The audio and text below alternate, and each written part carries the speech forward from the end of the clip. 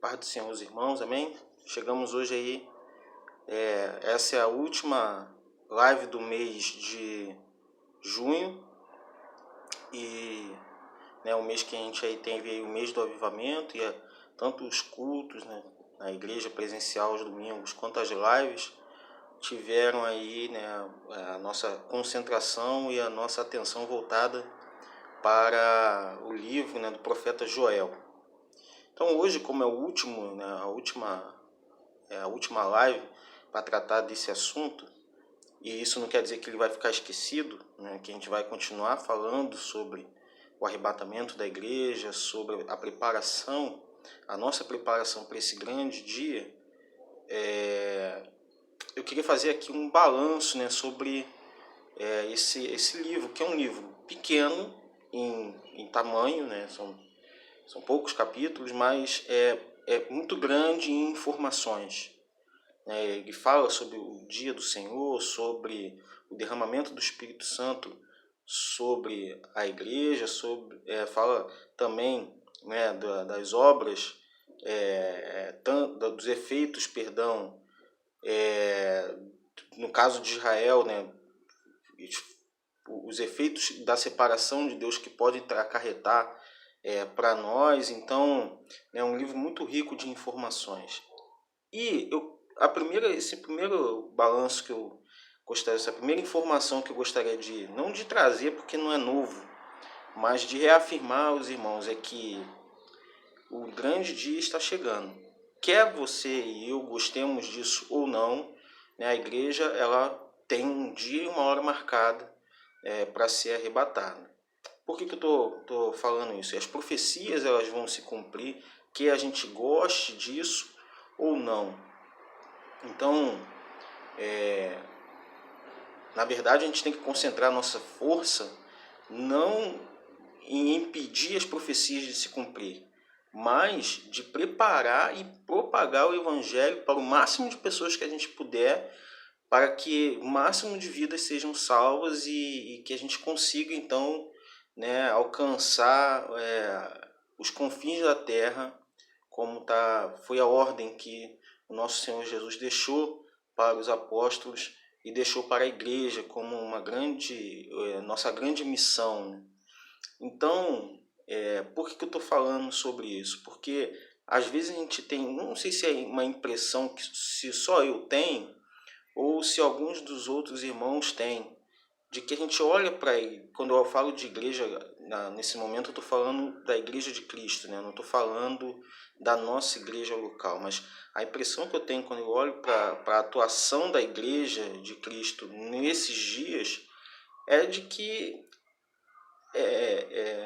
existe, talvez ela trabalhe com a possibilidade de prolongar, de esticar a nossa presença aqui, ou de impedir as profecias de se cumprirem. Isso não vai ser possível. No tempo certo, determinadas profecias irão se cumprir, a igreja vai ser arrebatada e todo o calendário, e aí eu quero frisar bem para os irmãos, o calendário que eu acompanho não é o calendário do anticristo, nem o calendário do inferno, é o calendário de Deus, cara. E esse calendário que me importa. Então, eu até dou uma olhada para o mundo assim, e vejo, tá se cumprindo, aqui e ali, mas eu não fico olhando muito para o calendário deles, não. Eu olho para o calendário da Bíblia. E é desse calendário que eu quero falar, porque tem uma interligação entre esse calendário, e o que Joel fala. E esse calendário está lá em segunda carta que Pedro ele escreve. A segunda carta de Pedro, no capítulo 3, eu queria compartilhar aí todo o capítulo 3, então vai ser uma leitura um pouco extensa, mas eu acredito que tem muitas informações aqui importantes, e aí eu vou parar um pouco aqui, num determinado momento, e depois eu vou continuar a leitura. Diz assim, a segunda carta de Pedro, no capítulo 3, no versículo 1, porém, queria, antes de mais nada, parar um pouco essa live para poder fazer uma oração, que para a gente poder então partir para a leitura da palavra de Deus, amém? Então vamos orar. Pai, em nome de Jesus, nós agradecemos a Ti, Senhor, por mais um dia, por essa live, que ela seja alcançada, que essa live alcance o máximo de pessoas e que os irmãos sejam abençoados, assim como eu tenho sido abençoado. Não somente com essa, mas com todos os irmãos que têm trazido a palavra. As terças e quintas têm abençoado profundamente a minha vida e eu creio que o Senhor tem falado grandemente conosco. Muito obrigado, Senhor, em nome de Jesus. Amém. Amém, querido? Então, lá na segunda carta de Pedro, no capítulo 3, ele vai falando assim, Amados, escrevo-vos agora esta segunda carta, em ambas as quais desperto com exortação o vosso ânimo sincero, para que vos lembreis das palavras que primeiramente foram ditas pelos santos profetas e do mandamento do Senhor e Salvador, mediante os vossos apóstolos. Sabendo primeiro isto, que nos últimos dias virão escarnecedores andando segundo as suas próprias concupiscências, e dizendo, onde está a promessa da sua vinda? Porque desde que os pais dormiram, todas as coisas permanecem como desde os princípios da criação. Eles voluntariamente ignoram isto, que pela palavra de Deus, já desde a antiguidade existiam os céus e a terra, e que foi tirada da água e do meio da água subsistente, pelas quais coisas pereceu o mundo, e então coberto com águas do dilúvio.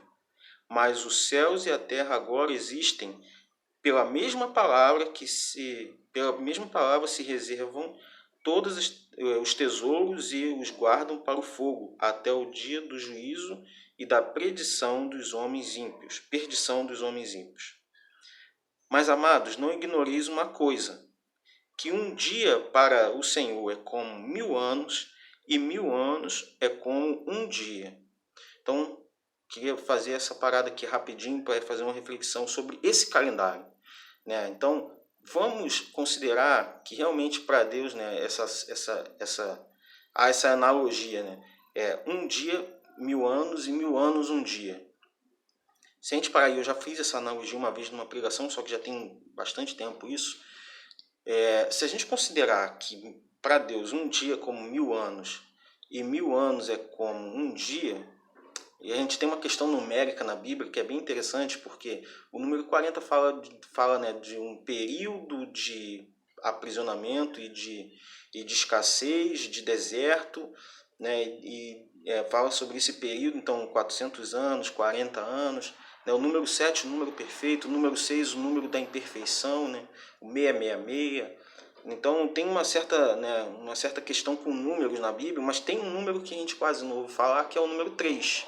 Então Jesus, ele fala aos fariseus sobre Jonas, né? O sinal de Jonas, né? 3 dias, e Jesus ele morre e ressuscita ao terceiro dia. Então o número 3, ele marca um período entre uma saída e um retorno, entre uma ida e uma volta, né? Então, o período que Jesus morreu, né, ele foi, e o período que ele retornou ao ressurreto, né? Fala de Jonas nos 3 dias, ele foi para a barriga do grande peixe e retornou para cumprir, né, a vontade de Deus ali em Nínive. Então, o número 3 tem essa questão. E aí, se a gente pegar e considerar essa analogia, um dia, 1000 anos, 1000 anos, um dia, né, a gente está no terceiro milênio. Então, o terceiro milênio seria o terceiro dia, né? Então, o primeiro dia ele vai, né? No primeiro dia, então Jesus ele ascendeu aos céus, e no terceiro dia, ou seja, no terceiro milênio ele retorna. Então é como se a gente estivesse entrando na madrugada do terceiro dia agora, né? Então a gente está no terceiro dia entrando nessa madrugada. Então, a qualquer hora desse dia, desse terceiro milênio, desse terceiro dia, Jesus ele pode voltar. Mas quando a gente olha para o mundo, né, a gente vê as profecias se cumprindo, então a gente percebe que esse terceiro dia realmente chegou e que a qualquer momento, então, Jesus pode voltar. Por isso nós temos que estar prontos para esse dia. Por isso que é importante a gente estudar as profecias, né, não só de Joel, mas de Daniel, e pegar todo o Novo Testamento, chegar ao Apocalipse, entender isso o máximo possível para a gente poder estar esperto no dia e na hora, para a gente não ser pego de surpresa. Sabe por quê? Porque lá no versículo 9, né? no versículo 9 não, no versículo 10, não, no versículo 9 o Senhor assim, o Senhor não retarda a sua promessa, ainda que alguns a tenham por tardia, mas é longânimo para convosco, não querendo que alguns se percam, senão que todos venham a arrepender-se. Mas o dia do Senhor virá, como o ladrão de noite, no qual os céus passarão com grande estrondo, e os elementos ardentes se desfarão, e a terra e as obras que nela há se queimarão. Então, esse grande dia, né, não vai ser no momento e numa hora que ninguém no momento todo mundo estiver distraído, né? Que o ladrão ele faz isso. Ele te pega no momento de surpresa, né? O ladrão ele não avisa o momento que ele vai chegar. Ele não bate no portão e diz, ó, tô entrando, sou o ladrão. Ele chega de surpresa, né? Ele te pega no momento que você não tem como praticamente reagir a uma investida dele, porque ele vai te pegar no momento que você está distraído. Assim vai ser a vinda do Senhor Jesus, vai ser no momento que ninguém espera. E o arrebatamento da igreja, ele vai acontecer também num momento e numa hora que ninguém vai estar muito esperto nisso, e aí ele simplesmente acontece. Então você tem que estar pronto para isso. Amém, querido? Então vamos terminar. Não vou ler nem todo ele, mas eu queria ler principalmente o versículo 11 e 12, que diz assim: havendo, pois, de perecer todas estas coisas, que as pessoas vos convém serem santo, trato e piedade, aguardando e apressando-vos para a vinda do dia do Senhor, dia de Deus, em que os céus, o fogo se desfarão e os elementos ardentes se fundirão. Mas nós, segundo a sua promessa, aguardamos os novos céus e nova terra em que habita a justiça. Amém? Nós estamos aguardando esse novo céu e essa nova terra, né, no Senhor, né, mantendo o nosso coração aquecido, mantendo a nossa fé em alta e buscando a Deus, né, buscando cumprir as promessas de Deus, buscando fazer a vontade de Deus e se manter no centro da vontade dele. Se a gente conseguir fazer isso, a gente carimba o nosso passaporte para o céu e arrastamos aqueles que estão ao nosso lado conosco também. Essa é a vontade de Deus. Então fica com essa palavra nessa noite. Deus te abençoe. Estamos entrando numa nova etapa. O pastor Maci tem colocado lá no grupo. Então a gente vai aí buscar, né, essa evolução, essa caminhada no conhecimento, né, desbravar a palavra de Deus a fim de conhecer cada vez mais a vontade do nosso Deus e cumprir a palavra do nosso Senhor Jesus. Amém, querido? Fica com Deus. Desejo para você uma boa noite, né, embora esteja gravando aí à tarde, e que o Senhor abençoe a todos em nome de Jesus. Amém? Fica com Deus.